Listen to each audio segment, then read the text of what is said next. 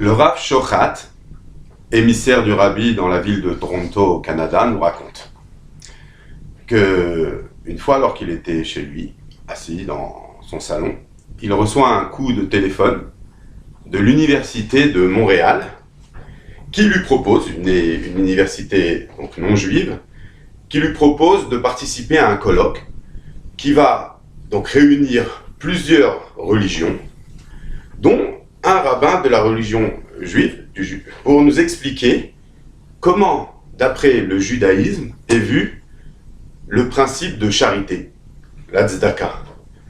Et donc il y aura aussi dans ce colloque donc des musulmans, l'islam, la chrétienté, plusieurs religions seront regroupées et chacun donnera sa vision des choses. Alors il est sûr que le Rav Shochat, tout de suite, leur a répondu en leur disant qu'il allait réfléchir pour voir s'il allait participer. Et en tant qu'émissaire du Rabbi, le Rav Shochat a tout de suite téléphoné au Rabbi, au secrétaire du Rabbi, et il y a donc émis ce qu'on lui avait proposé. Et le secrétaire du Rabbi, donc, lorsqu'il est rentré dans la chambre du Rabbi, a dit au Rabbi qu'on proposait au Rav Shochat ce colloque. Et le Rabbi a répondu au secrétaire, dites-lui d'y participer et qu'il raconte la fameuse histoire du Tosfot Yom Tov. Alors, le Rav Shochat, en recevant la réponse du Rabbi, a recontacté l'université à Montréal et leur a dit que oui, il était prêt à participer. Donc le Rav Shochat prend l'avion, il arrive à Montréal, il s'installe à l'hôtel et arrive cette fameuse soirée. Le Rav Shochat se retrouve devant un public avec en majorité des curés, oui, des curés qui étaient à l'université, des musulmans, d'autres religions. Et il est assis à côté d'un curé, à côté d'un chef de l'islam, à côté je ne connais même pas le nom de chef de chaque religion. En tout cas, le Rav Shochat commence, lorsque vient son tour, à raconter cette fameuse histoire que le Rabbi lui a demandé de raconter du Tosfot Yom Tov. Et il raconte. Il dit qu'une fois, dans une ville en Pologne, alors, là-bas, il y avait un Rav qui était le Tosfot Yom Tov. Et dans cette ville, il y avait un riche, quelqu'un de très très très très riche, qui s'appelait Israël, un juif, Israël. Et dans cette ville, alors les gens étaient très pauvres. Et bien entendu, quand il y a de la pauvreté, le Rav exige aux riches d'aider les pauvres. Et plus qu'une mitzvah, plus qu'un devoir, c'est une obligation. C'est une obligation d'aider les pauvres. Donc le Rav a insisté à envoyer chez ce riche Israël et lui a demandé, puisqu'il était riche et il avait beaucoup d'argent, d'aider les pauvres. Mais ce Israël refuse à chaque fois qu'on lui demande d'aider. Et on a essayé par tous les moyens, les proches, les rabbanim, les gens qui étaient aussi des gens avec de l'argent et qui aidaient les pauvres. Rien à faire. Ils ne voulaient pas aider. La situation dans la ville s'est aggravée. Les gens avaient de moins en moins les moyens. Et quand on est retourné le voir, il n'a pas voulu. Alors le Tosfot Yom Tov, il a décrété, il a dit qu'on est obligé d'excommunier ce juif. Qu'il ne pourra plus participer à un minyan, qu'on n'a plus le droit de lui parler, et qu'il faut le mettre de côté. Quelqu'un qui est aussi dur avec des pauvres, avec des familles, des enfants qui n'ont pas de quoi manger, on est obligé de l'excommunier. Donc, cet homme-là a été excommunié, et le temps est passé. Et à un moment, donc, Israël est parti de ce monde-là. Et les gens qui s'occupaient de son enterrement sont venus voir le Tosfot Yom Tov, le Rav de la ville, et lui ont demandé, qu'est-ce qu'on fait avec ce Israël? Où on l'enterre? On dit le Kaddish, on ne dit pas le Kaddish.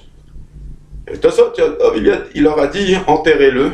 Il a été si cruel, enterrez-le dans un coin abandonné du cimetière. Ils ont demandé, mais qu'est-ce qu'on écrit sur sa tombe? Il leur a dit, écrivez Israël Goy.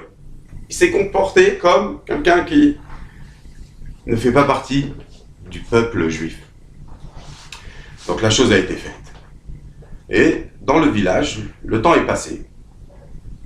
Et doucement, doucement, les gens qui allaient donc faire leurs courses, les gens pour qui c'était difficile, c'est devenu encore plus difficile. Et donc le Tosfot Yom Tov ne comprenait pas ce qui se passait. Alors les gens du village lui ont dit, avant, quand j'allais chez le boucher, il m'aidait. Quand j'allais chez le poissonnier, il m'aidait. Quand j'allais chez le boulanger, il m'aidait. Chez le cordonnier, il m'aidait. Ils ont décidé de plus nous aider.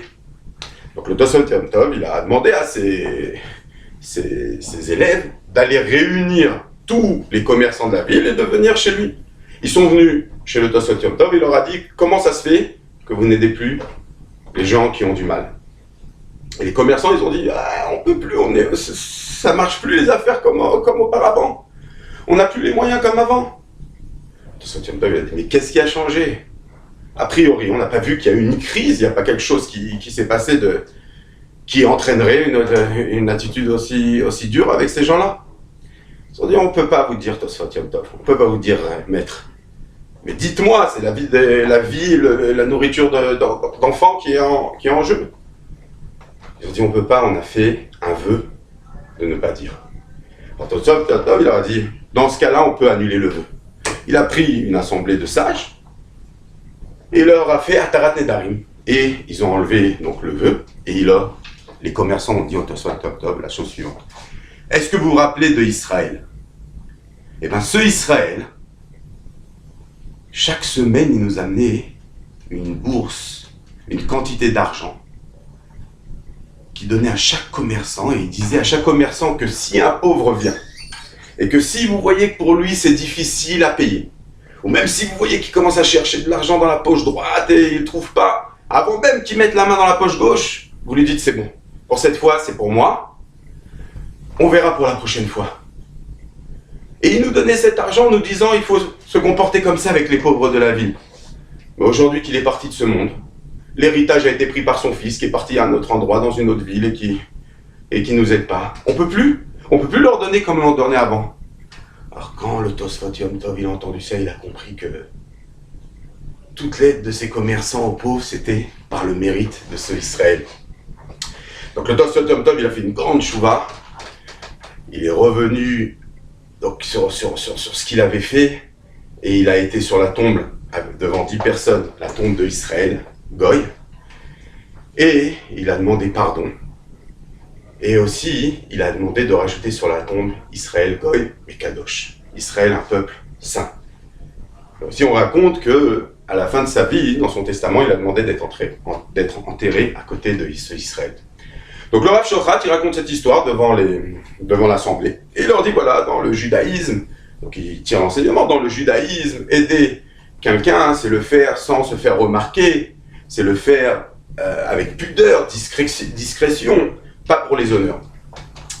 Hop, le Rav Shochat, il termine, les autres participants, intervenants, donc donnent aussi leur vision des choses. Et il rentre dans son hôtel à Montréal avant d'attendre son avion le lendemain pour Toronto. Donc quand il est dans sa chambre d'hôtel le soir, il y a quelqu'un qui vient et qui frappe à la porte. Bonsoir Rav Shochat. Et qu'est-ce qu'il voit le Rav Shochat devant lui? Un curé. Qu'est-ce qui se passe? Bon, alors il lui fait, voilà Rav Shochat, je voudrais juste que vous me racontiez encore une fois cette histoire. Donc, le Rav Shochat, il dit, bon, je suis venu en shlichut, le rabbi m'a envoyé, on va raconter encore l'histoire, même si c'est un curé. Il raconte. Et le curé lui demande une troisième fois. Bon. Rav Shochat, avec la patience, puisqu'il a insisté, le curé, il lui raconte. Et les choses se terminent là. Rav Shochat rentre à Toronto. Et le Rav Shochat disait, bon, pourquoi le rabbi m'a envoyé? Je sais pas, qui c'est qu'il y avait dans l'assemblée, qui c'est qu'il n'y avait pas. Il m'a demandé de raconter cette histoire, je l'ai racontée. Plusieurs années après, le Rav Shochat, il devait venir en Eretz HaKodesh, en Eretz Israël, pour l'année de son père, qui est enterré à Jérusalem. Donc il vient, une fois qu'il a fait donc l'année de son père, il va au Kotel. Et quand il arrive sur l'esplanade du Kotel, alors il y a un homme, chapeau, barbe, costume, qui vient le voir et lui dit, Rav Shochat, vous vous rappelez de moi?